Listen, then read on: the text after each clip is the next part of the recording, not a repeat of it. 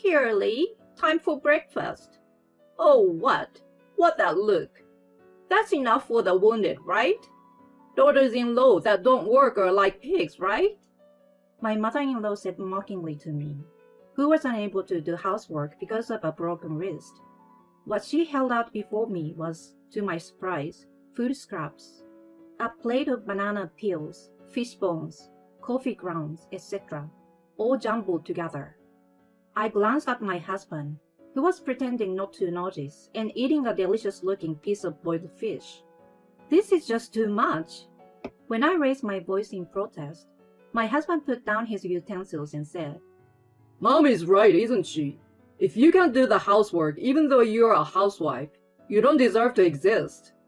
I was blindsided by his words. My husband and mother-in-law ignored me and resumed eating happily together.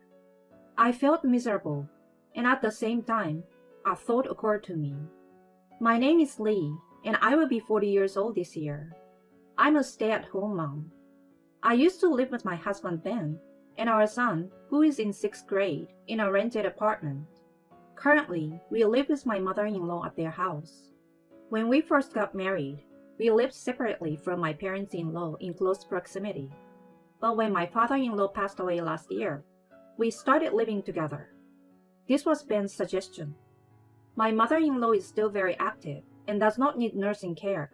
However, Ben thought it would be lonely to live alone in a big house, so he decided to move in with her.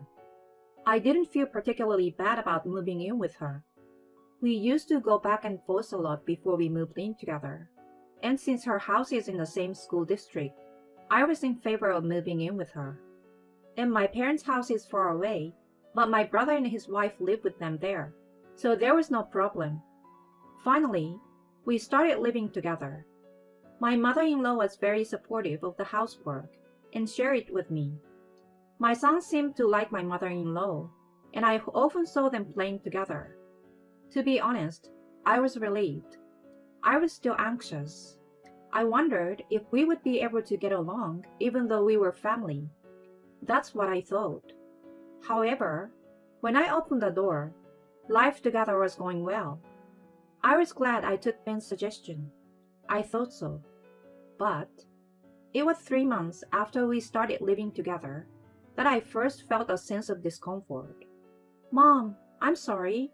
I'm cooking today, so can I ask you to do the laundry? I asked in my usual tone. I'm not feeling well today. I will leave it to you.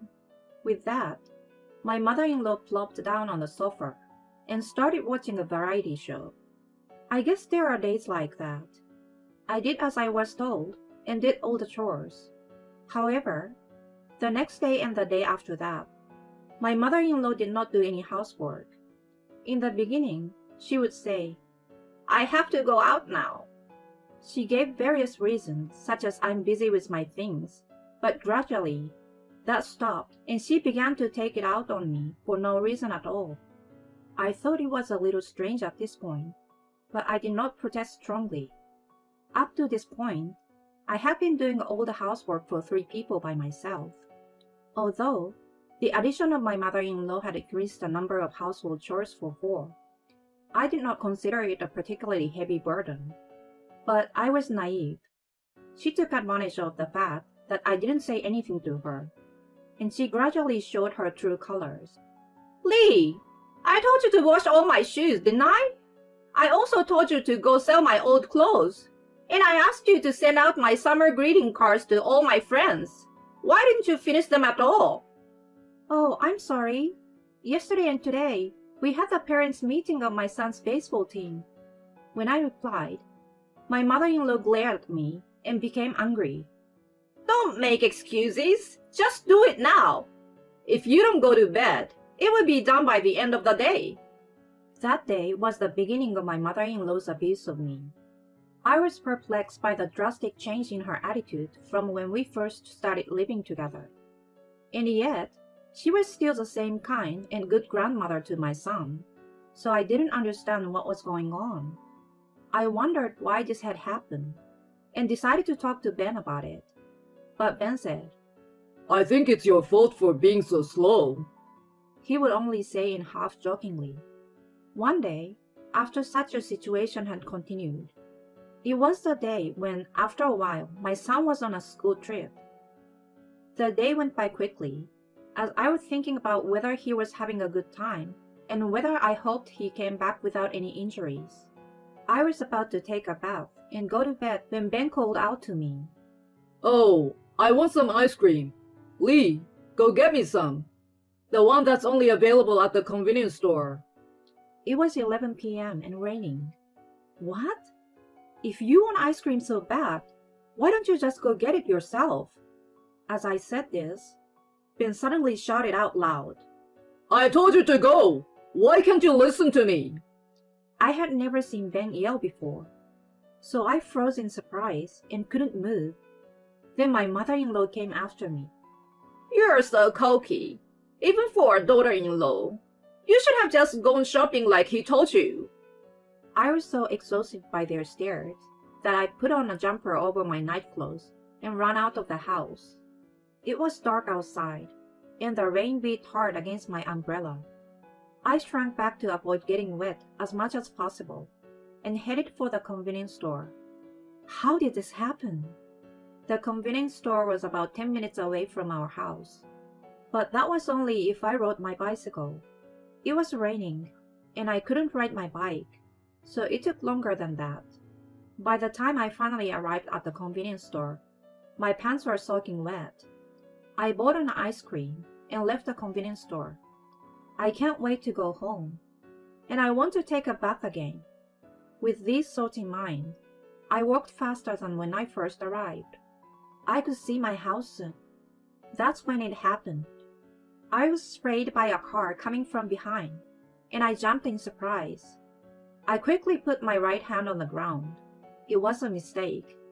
I felt pain in my wrist like I had never experienced before. As it turned out, I had broken my right wrist. I rushed to the emergency room where I was treated and told that I had broken my right wrist. After treatment, I looked at my phone and saw that I had received a large number of calls from Ben and my mother-in-law. I rushed to call Ben. Hello, Ben. I broke my wrist. I'm at the hospital. Then, Ben opened his mouth and said, Where's the ice cream? What? Oh, ice cream? Sorry, it melted. Normally, I would have thought he would be worried by my health, but he quickly responded. What? What that? I was looking forward to it. You can't even go shopping properly. With that, Ben hung up the phone. I was going to ask him to pick me up. I called Ben several times after that, but he never answered. I called a cab and went home alone, half crying. When I arrived home, both my mother-in-law and Ben were already asleep and did not greet me. I wanted to talk to Ben, so I went to our bedroom. I noticed a sign on the door. Dear Lee, do not open the door. Do not wake me, it said. Feeling miserable, I took a shower and fell asleep alone on the living room couch. The next morning, I awoke to the sound of my mother-in-law's voice. Honey, you are disturbing me by sleeping here.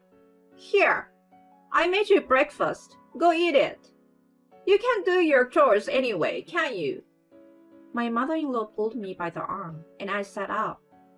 I couldn't understand what was going on, because I had just woken up from sleep.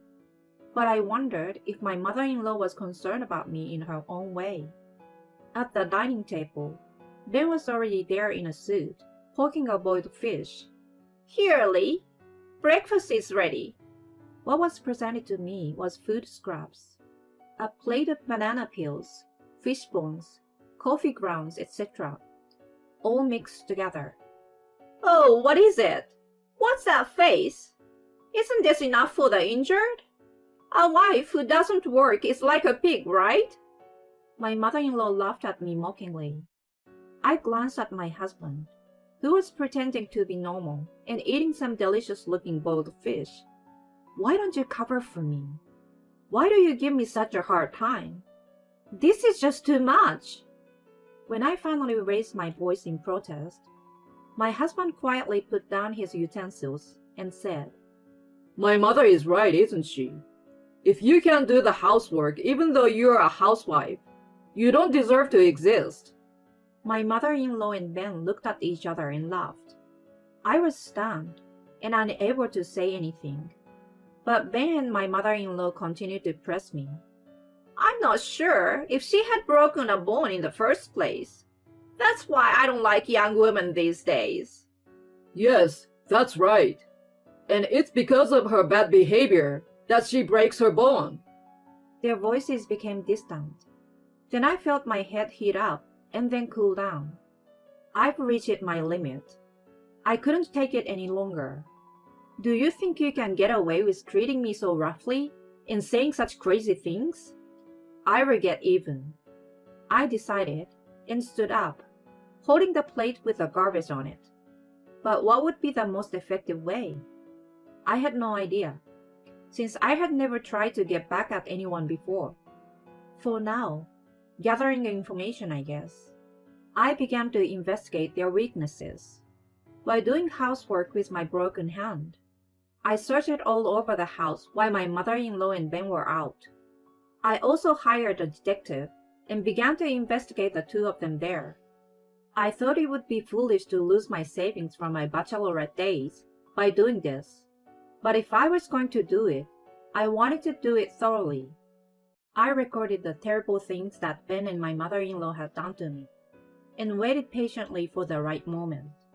When my broken bones had almost completely healed, the time for payback came. One morning, my mother-in-law moved from her bedroom to the living room. My mother-in-law's bedroom was on the second floor, and the living room was on the first floor. Inevitably, she had to go down the stairs. She seems to sleep on the way down, and a terrible sound echoed through the house. My son and I rushed toward the stairs, but it was already too late. My mother-in-law was lying in a heap at the bottom of the stairs. We rushed to the hospital for treatment, where she was diagnosed with a broken ankle.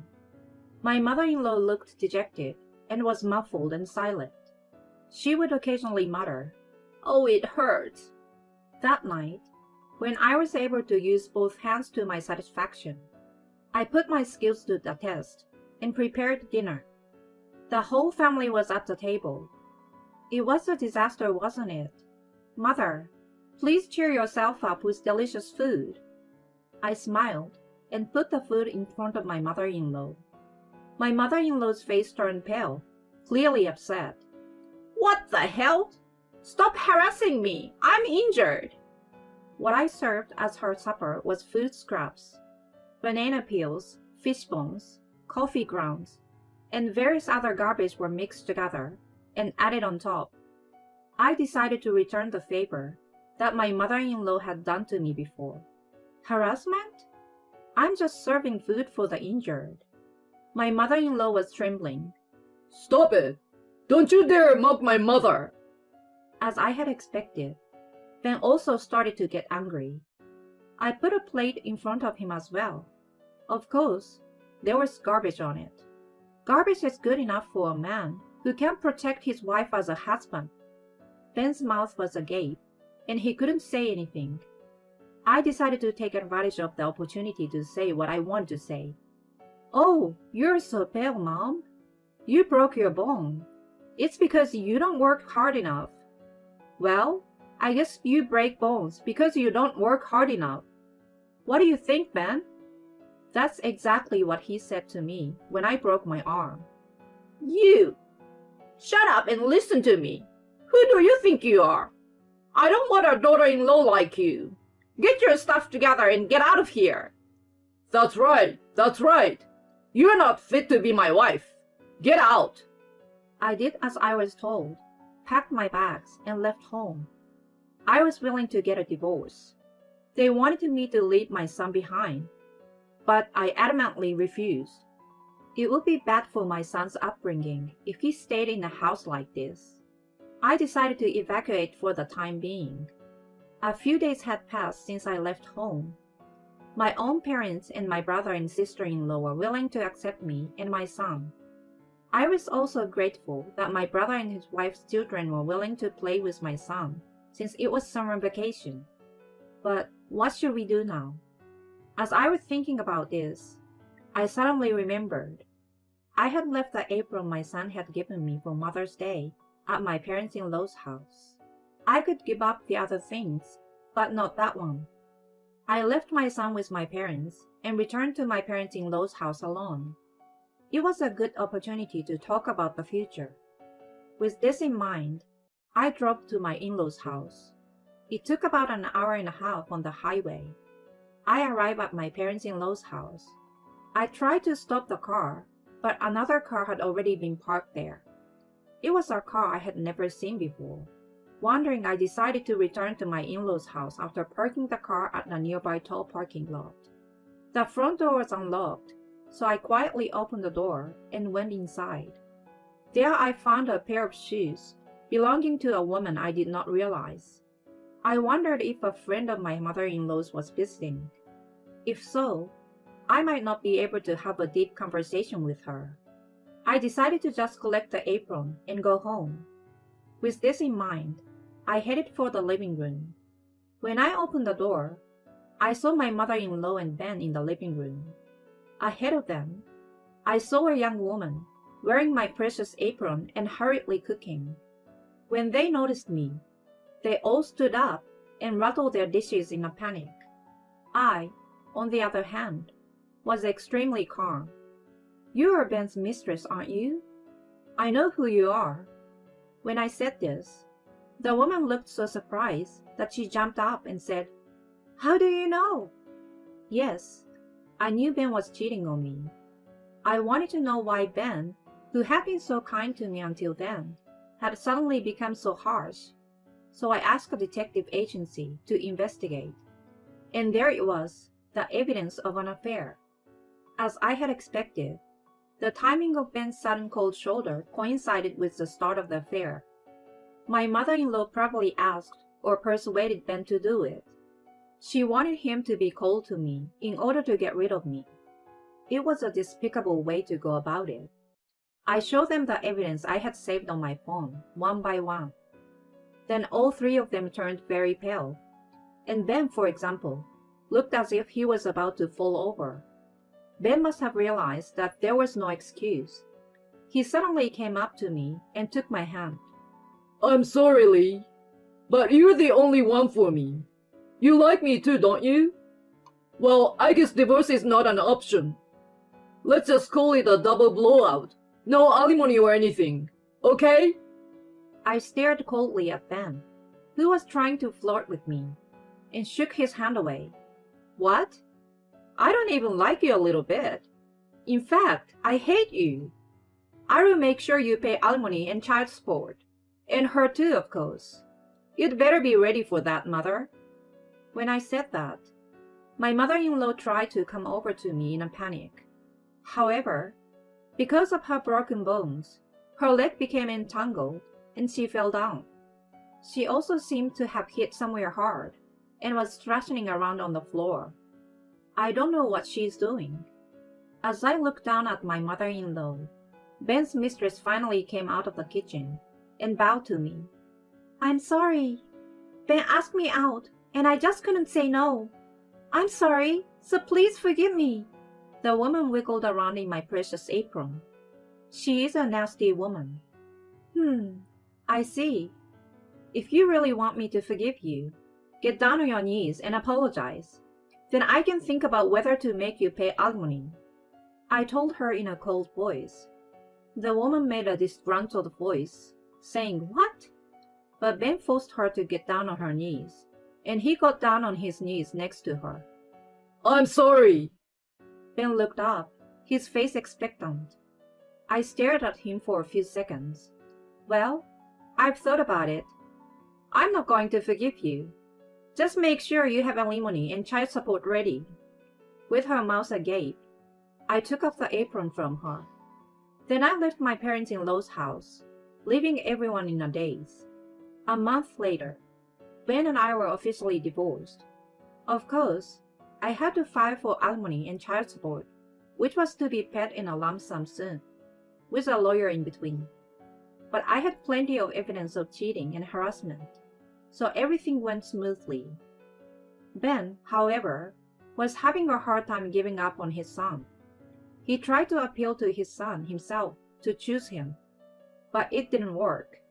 Even though his son was in elementary school, he seems to sense an unpleasant atmosphere from Ben and my mother-in-law, and he told him that he wanted to stay with me.